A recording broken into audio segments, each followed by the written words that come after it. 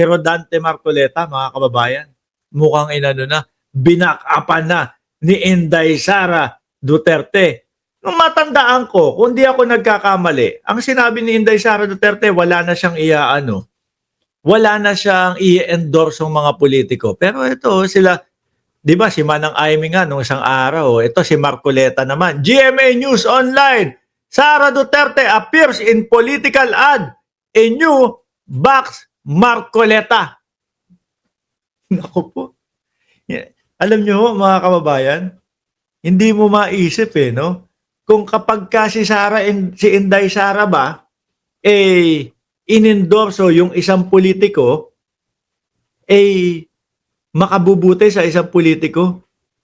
Ano po? Kagaya niyan, Marcoleta. Pero alam naman ho nating lahat, mga boss chief amo sir, na yung mga sumusuporta po kay Pangulong Bongbong Marcos, yung mga kababayan natin na ayaw sa China, alam naman ho natin, Boma Labs, ang botong makukuha ni Marcoleta doon, mga bossing.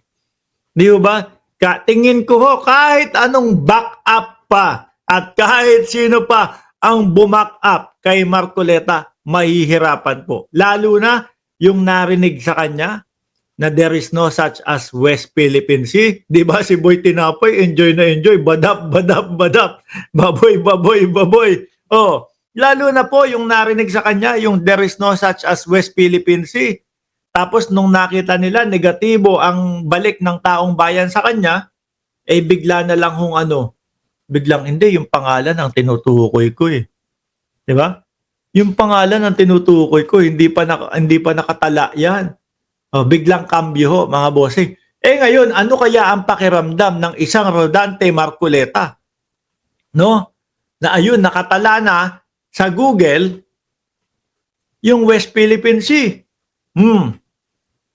Di ba? Sabi dito sa balitang ito, Vice President Sara Duterte appeared yet again in another political advertisement, now endorsing Sagip Party List Representative Rodante Marcoleta, her family's ally, in the House of Representatives. Natawa ako diyan kay Marcoleta. Nung naalala nyo ho, mga bossing, nung nandoon po sa unang pagpapatawag doon sa mga vlogger, magko-contempt, hindi naman pala siya kasali.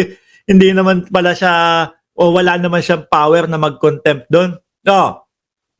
Sabi dito ni BP, noong pinupuna at tinatakot ang tanggapan ng pangalawang Pangulo, siya ang tumindig at dumepensa. Hindi alintana ang pagbabatikos o pambabatikos dahil para kay Marcoleta, ang tama ay pinaglalaban kahit mag-isa ka lang. Alam ko binabanggit nito, mga kababayan. Yun pong nandoon si Marcoleta sa Congress, at gusto na ipagtanggol si BP Sara sa pamamagitan po ng ang sinasabi niya hindi na ba uso dito ang tradisyon, na kapag ka ang Vice Presidente ang humingi ng budget ay wala ng tanong-tanong at wala ng mga question. Na kapag ka ang Presidente at Vice Presidente ang humingi ng budget, respeto na lang. Hindi na kasi huubra sa panahon ngayon yung ganong estilo, mga kababayan. Lalong-lalo na, alam na ho natin, mga boss chief amo sir, na madaming nawawalang pera ng bayan.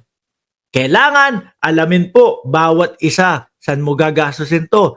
Ano ang kailangan mo dito? Bakit 2 bilyon ito? At lalong-lalo na ho yun, ang hinihingi ng Vice Presidente, 2 bilyon po, mahigit. Tapos ang gusto ni Marcoleta, wala nang tanong-tanong. Dahil Vice Presidente, hindi na ho pwede yun.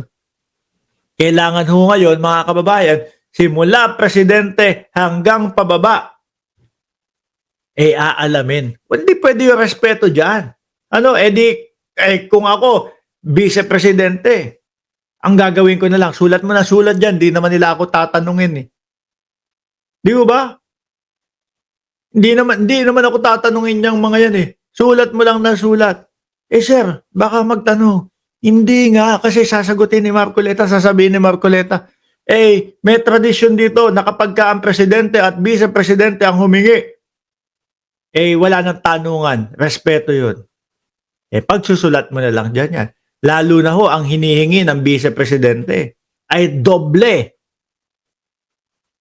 sa lahat ng naging Vice Presidente. Kila Lenny, kung di ako nagkakamali, 700 plus lang. Actually, nabigyan pa din naman ho sila. No? Kaya lang, 1.3 billion. 1.3 billion yung natapyas doon sa hinihingi nila.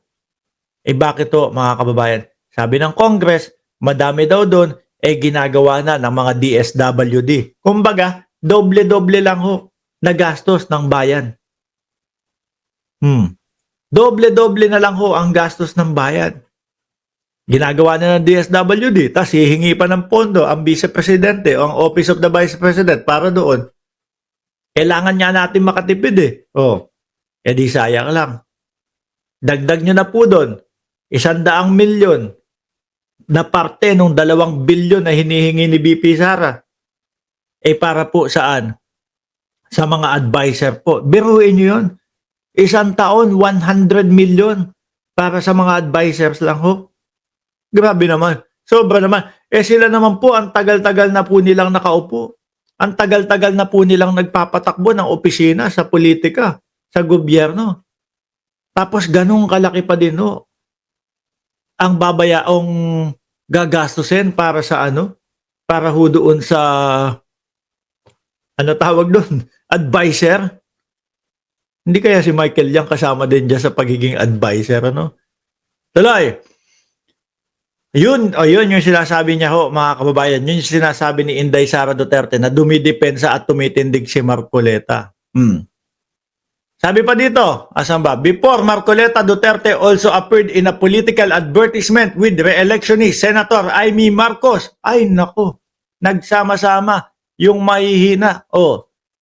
Humina na ng tuluyan niya si Amy Marcos dahil sa mga kagagawan niya. Ewan ko kung bakit nagkakandara pa yung si Senadora Amy Marcos sa boto ng mga DDS. Kakarampot lang naman ho yan. Di ba, Kian? Arnold Marquez, no to sa gift party list. Sino sasagipin? Yung mga nasa ICC? Baka nga ho ganun, mga kababayan. Di ba? Ramil Alonso, hi din sa'yo. Kahit po, mga kababayan, si dating Pangulong Duterte ang magsabi, si Marcoleta, kandidato ko to, iboto niyo po ako. Nakatatak na po sa sambayan ng Pilipino. Yung there is no such as West Philippine Sea ni Marcoleta, mga bossing. Kahit ano pa ang pagpapaliwanag niya dyan, kahit pumunta pa siya doon sa Net 25 at doon ipaliwanag at 3 pa silang mag-usap, wala. Halata na there is no such as West Philippine Sea talaga ang gusto niyang sabihin at ibig niyang sabihin doon. Nagpaliwanag doon. Di ba? Sa Net 25. Hindi yata nagustuhan ng Net 25 yung komento ninyong lahat. Nung mga kababayan natin, alam nyo ginawa nila? Enough ang comment section.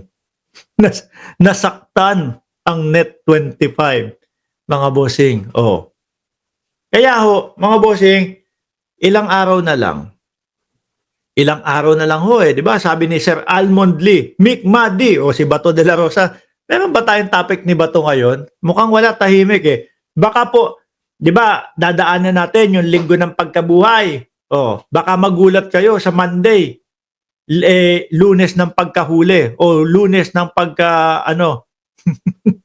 Lunes ng pag-aresto o baka may ganung pangyayari.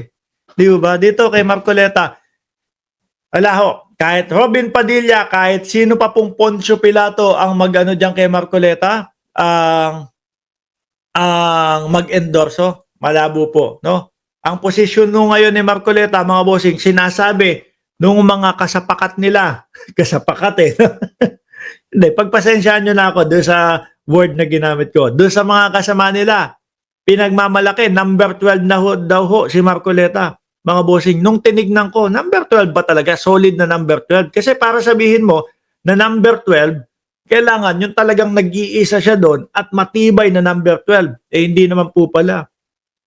May range po pala, From 12 to 18 ang posisyon ni Marcoleta. At binilang ko, simula taas, mga kababayan, hanggang ilalim, pang 16 yung pangalan ni Marcoleta.